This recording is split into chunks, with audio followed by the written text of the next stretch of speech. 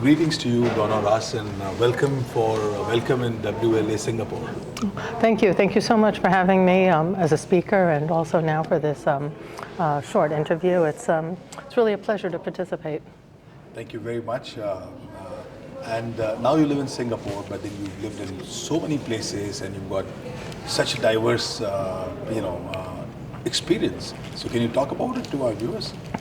Well, might make for a very long interview, yeah. It's my fourth continent, hopefully my last. I'm originally from New York, so I'm American, I guess, although these days not something I usually say out loud, although there are some of us who are still normal.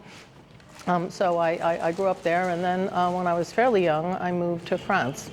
And then I worked and lived in France for quite a while, and actually had a different profession, ran a business there for quite a while, and then went back to law school and became a French lawyer.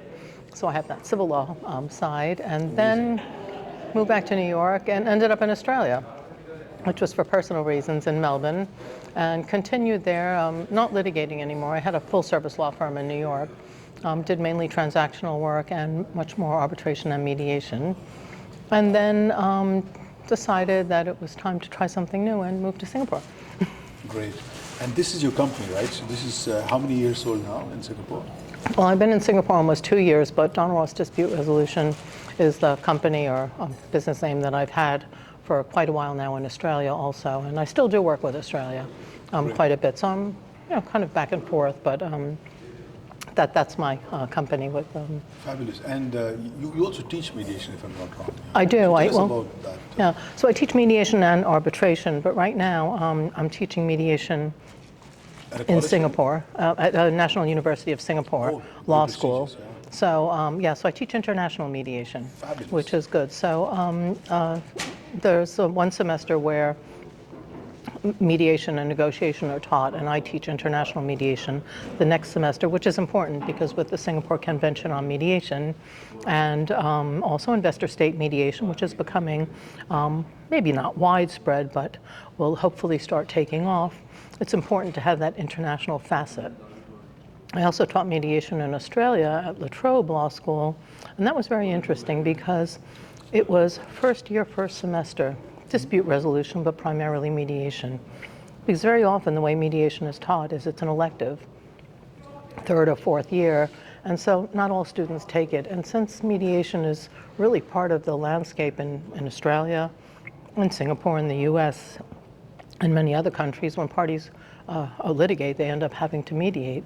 So it's really important for law students who are future lawyers to understand what mediation is, what mediation advocacy is, as they're learning to be litigators and transactional lawyers, and not as just a possible add-on later on in life. And then I also teach arbitration. I'm on the board of the FCIArb Singapore branch, but I'm also on the faculty of FCIArb, and so I do teach arbitration sometimes and do presentations on both. Amazing. So here at WLA Singapore, what topic did you speak on? Actually, both. Okay. I spoke on arbitration earlier this morning, which was very daunting because I had 15 minutes to talk about the pros and cons of arbitration versus litigation, but in cross-border disputes. So it really is, what you'd say is a no-brainer. There are many reasons why arbitration might be advantageous, and other reasons why litigation could be domestically, but internationally, if you have a decision or an award, as it's called in arbitration, the one thing that you really need to do is to be able to enforce it. And with litigation in one country, you can't necessarily enforce that decision. In another country, there's somewhere you can. There might be treaties or money judgments can be enforced. But with arbitration, under the New York Convention, you have 172 signatory countries where you can take that award or decision and enforce it, not just against the assets of the other party, but potentially assets held by other parties in other countries. So that's very important. And then I was just on a panel on mediation also, which is very important to include. People often certainly not anyone here at the Unbounded 2025 conference, think that it's mediation or arbitration, mediation or litigation. It's not.